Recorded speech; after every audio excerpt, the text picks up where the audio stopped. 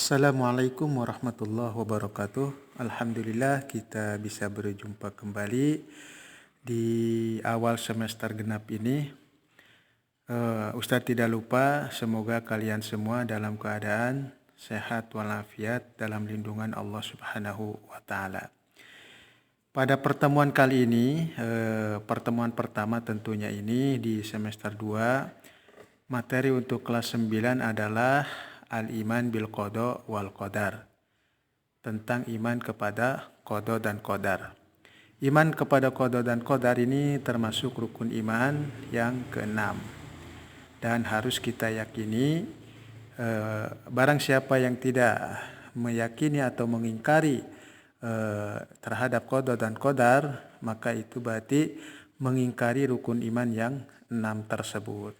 Karena rukun iman yang 6 itu tentunya sudah menjadi bahasa lainnya satu paket yang harus kita imani semuanya tanpa pengecualian. Oke, baik, pembahasan tentang iman kepada qada dan qadar ini memang pembahasan yang sangat sensitif ya. Ibarat kita ini menyelam lautan yang tidak bertepi, karena dari zaman dulu sampai sekarang selalu menjadi pembahasan yang hangat, pembahasan yang tidak lepas dari adanya perbedaan. Sehingga di antara umat Islam ada beberapa sekte, ada beberapa aliran terkait masalah qada dan qadar.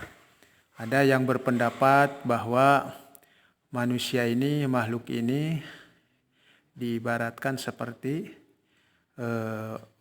dalang dan wayang. Artinya kita ini sebagai makhluk Allah tidak punya kekuatan, tidak punya daya upaya untuk berbuat.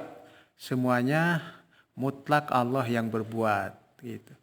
Maka ini disebut aliran Jabariyah, kata seperti itu.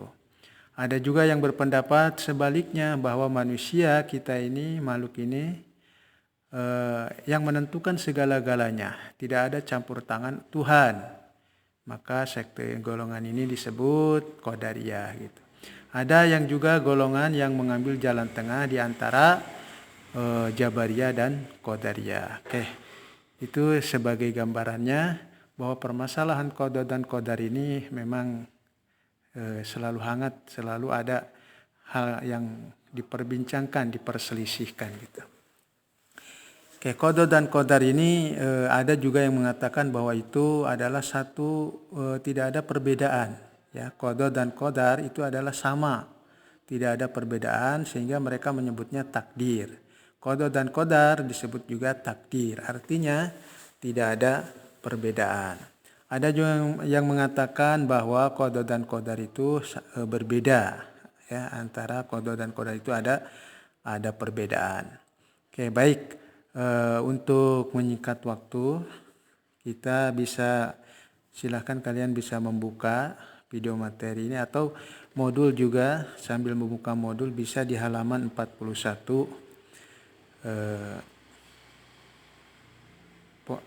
Pembahasan yang pertama ini tentang ta'riful iman bil qada wal qadar, pengertian iman kepada qada dan qadar. Baik, Ustadz ingin terjemahkan ini di halaman 41. Yang bagian alif, at-ta'rifu bil qada, pengertian tentang qada. Nah, berarti ini yang mengatakan bahwa ada perbedaan antara qada dan qadar. Al-qada huwa, qada itu adalah ma qadallahu, apa-apa yang Allah tetapkan, an kulli syai'in, tentang segala sesuatu, fil azal, di sejak azal, sejak zaman azali, yaitu sejak zaman sebelum penciptaan lah. Lam ya'riful khalqu, di mana makhluk belum mengetahuinya. Walam yakun, dan itu belum terjadi. Hasba iradatihi, sesuai dengan kehendak Allah. Hasba iradatihi, sesuai dengan kehendaknya. Wa qudratihi subhanahu wa ta'ala, dan kekuasaan Allah Subhanahu wa Ta'ala. Oke, ini pengertian tentang qada. Jadi kalau diterjemah bebasnya, qada itu adalah apa-apa yang Allah tetapkan akan segala sesuatu sejak zaman azali, di mana makhluk belum mengetahuinya dan karena itu belum terjadi. Dan hal itu sesuai dengan kehendak dan kekuasaan Allah Subhanahu wa Ta'ala. Oke, baik, ini pengertian tentang qada. Yang bagian ba, at-ta'rifu bil qadar.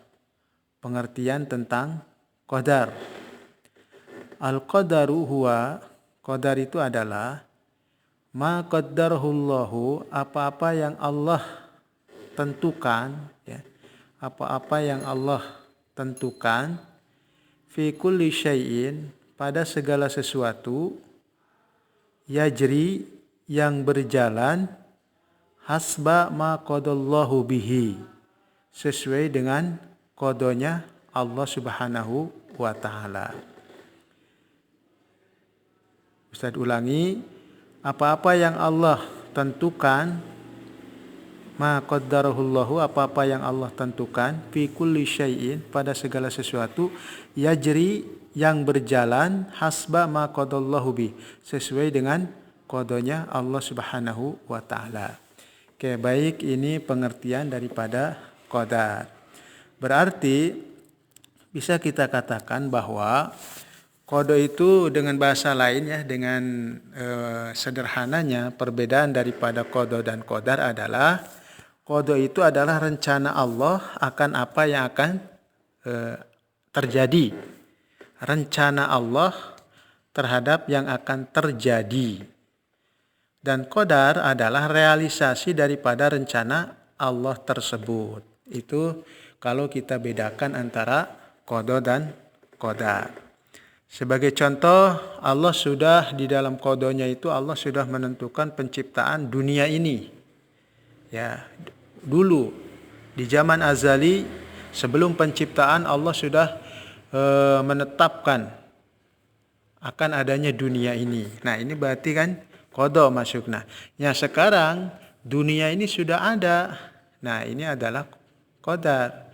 Qadar ini, dunia ini berjalan sesuai dengan apa yang ada dalam qadanya Allah Subhanahu wa Ta'ala. Oke, itu sebagai contoh kecilnya antara perbedaan qada dan qadar.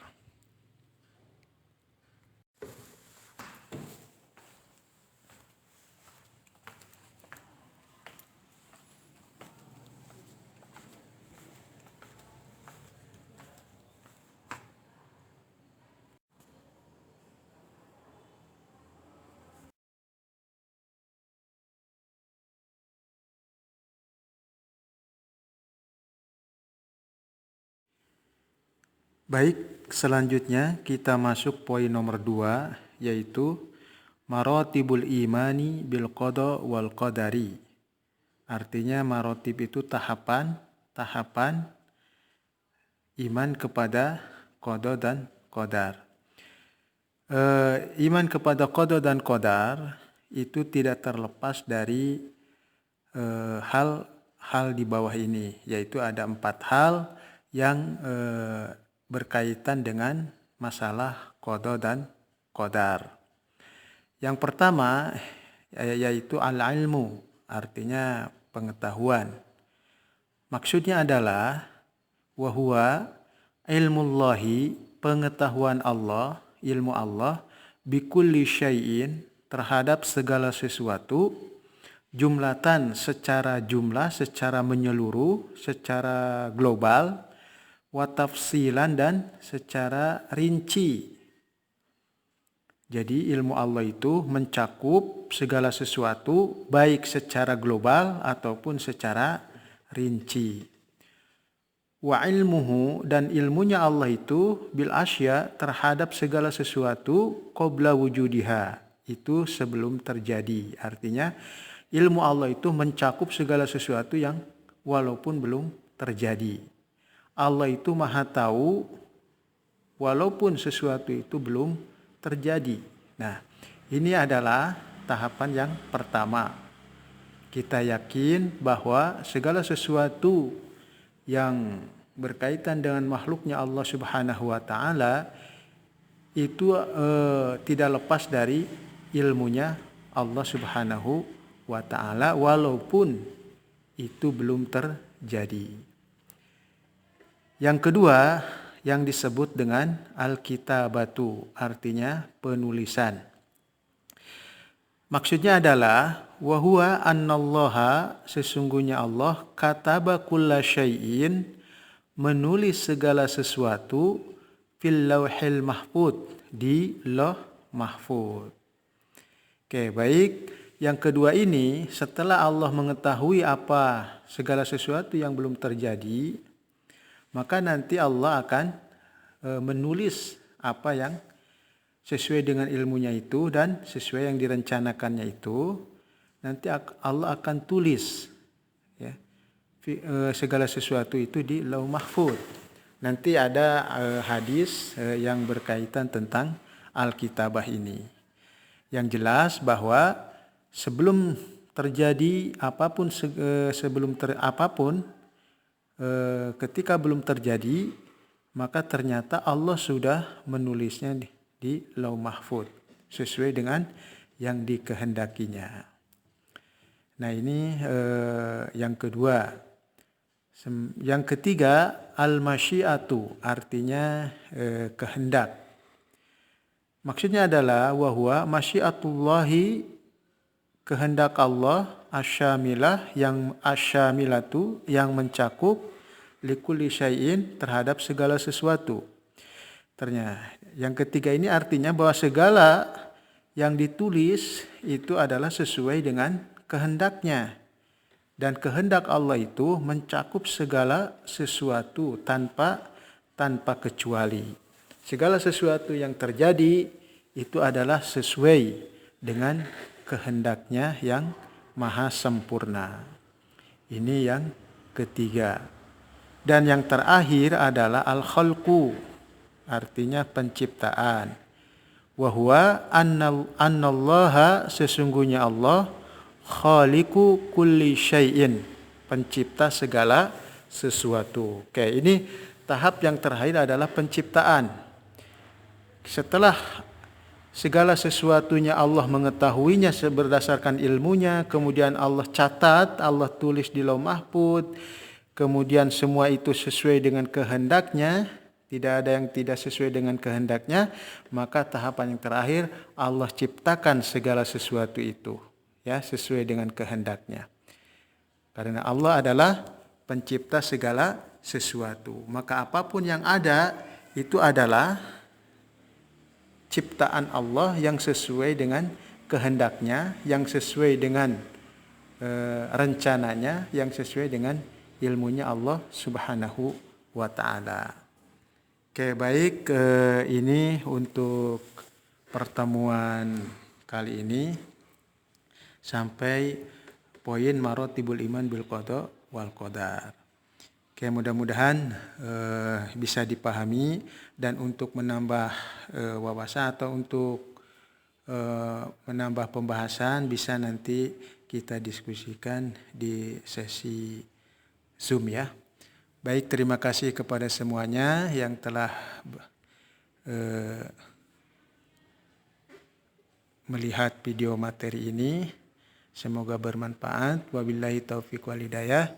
Wassalamualaikum warahmatullahi wabarakatuh.